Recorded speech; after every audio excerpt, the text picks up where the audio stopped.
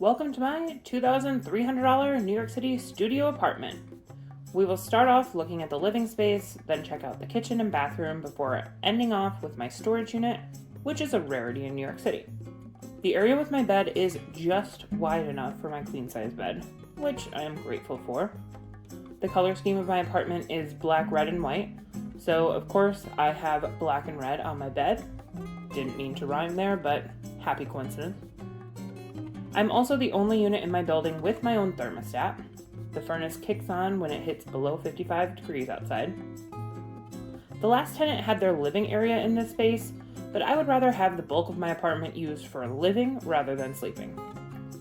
I put up these little stickers on my window because it's an interior courtyard window that looks directly into my neighbor's living room. I clearly didn't put the stickers on very well though, but I'm only 5'8", so the hole is a bit too tall for me to see through anyways. It's private enough. You will see in a minute just how small my kitchen is, so I use this tiny bookshelf for some small appliance storage. I also use the window ledge for cooking with my crock pot or air fryer, so that's why I didn't put blinds that hang down and then would render the ledge useless. Because I put everything together myself, of course the bookshelf wobbles a bit. I never said I was a skilled craftsman. I have this cute little laundry hamper that was free because my neighbor was moving. And I have this lovely new standing desk and chair, courtesy of FlexiSpot. The desk is electric, so you can move it up and down with just the click of a button. As I mentioned, I'm 5'8", but most of my height comes from my torso. A normal desk is too short for me and often results in me having to hunch over, which then just tweaks my back. When FlexiSpot reached out to me, I jumped at the opportunity to partner with them because I had always wanted my own standing desk. At my first job out of college, I had one at the office, and now, almost a decade later, I'm giddy to have one in my home. In this video, I show you just how tall it gets. At its max height, it reaches almost my shoulders. This one comes with a USB outlet to charge your devices and a convenient drawer. They also have a number of desk chairs to choose from. I prefer a more basic chair instead of one of the ergonomic ones, so I have the flexibility to wiggle around until my heart's desire. I have been very happy with both my new desk and my chair. Shout out to my friend Dom who helped me put it together. You can do it alone, but definitely two is better than one.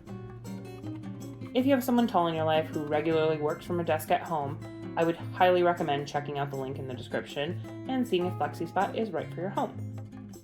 Thank you, FlexiSpot, for supporting my channel. Now, on to my living area.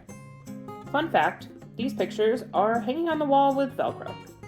I could have used a normal command strip, but for some reason I decided to use Velcro ones instead. Maybe I just like to make my life a little harder than it needs to be sometimes, but hey, at least it works. I don't know why, but I just hate hammering things into the walls. It just feels too permanent. I also have had this TV for almost 3 years now, but I still have the sticker on it. Don't ask me why. It's probably not going away anytime soon.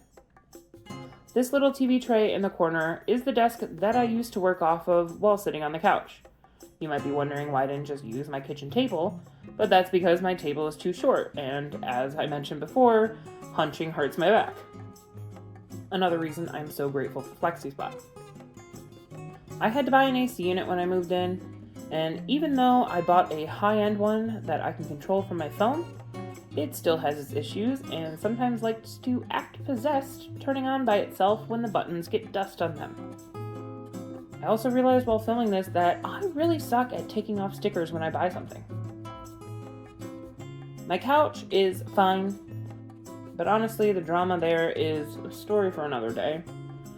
It does the job, but if someone comes to stay, it definitely wouldn't be great for sleeping. I had to buy a black couch cover so my couch could fit in with the color scheme of my new apartment. If you work for a modular sofa company, my inbox is definitely open. Last up for the living space, we have my little dining area. The table wobbles a bit because there's a pipe in the ground that has the floor slightly raised. Let's be real, it also wobbles a bit because I'm the one who put it together. This giant painting was also free. I was hosting an event at a museum earlier this year, and while I was standing outside waiting, I noticed them clearing out a nearby office building. As one of the workers walked past me with it, I asked if I could take it, and he was thrilled that the painting would go home with someone who would enjoy it. And enjoy it I have. I also have this little fan that doubles as a space heater, and it's a lifesaver during both the winter and the summer. Not a Dyson, just a cheap knockoff that's held up very well for 3 years now. It's actually sitting on a little stool that used to be in my grandma Dolores' house at her slot machine. Yes, she loves slots so much she had one in her home. Now we will check out my closet, kitchen, and bathroom before heading to the storage unit. First of all, my closets are way too full. So here is a photo of it so you can see just how large of a walk-in it is without you having to see it full of my stuff. While my closet is large, my kitchen and bathroom are both very tiny. The kitchen only has a few shelves, hence why I needed the bookshelf that you saw to store my appliances. If you're watching this, Veronica, I do still use the cat paw oven mitts that you got me for my birthday a few years ago. And you may have noticed that I have my toothbrush and whatnot on the window ledge. That's because my bathroom is extremely tiny, so the kitchen sink doubles as the bathroom sink. I have this tiny bathroom to thank for me getting such a bargain on my apartment. Oh, and I forgot to mention that my apartment is also rent stabilized, which is highly coveted in New York City. Now we will check out my storage unit. I am a basement apartment, so that's why you may have noticed that natural light is not the best. I have a separate entrance than the rest of the building, and if you peek beyond this door, you will see a long, dark hallway leading to my storage unit. At night, this is particularly creepy. Thankfully, the hallway right by my door is always lit up though, and it doesn't feel creepy when I go home at night. For those curious what the interior windows that overlook the courtyards between buildings look like, this is it. This was also recorded at 2 p.m. on a sunny day, so this is as bright as it gets. I always love heading to my storage unit because it feels like I shouldn't be allowed down here. I feel like I'm breaking the rules, but I also know that if my building owner were to show up right now, he would not question for a second if I said I was just going to my storage unit. It's the fun kind of sneaking around where I can't actually get in trouble. My storage unit is currently housing a few large empty boxes that I just never broke down, a lamp that fell over, and some tubs that either have craft supplies or winter shoes. The building owner also has a few storage units down here as well. I am the only unit in my building with a storage unit, and also the only one that's rent stabilized. So I am pretty happy with my steal of an apartment. If you enjoyed today's video, don't forget to like and subscribe, and click here to check out some more of my videos. Have a great day!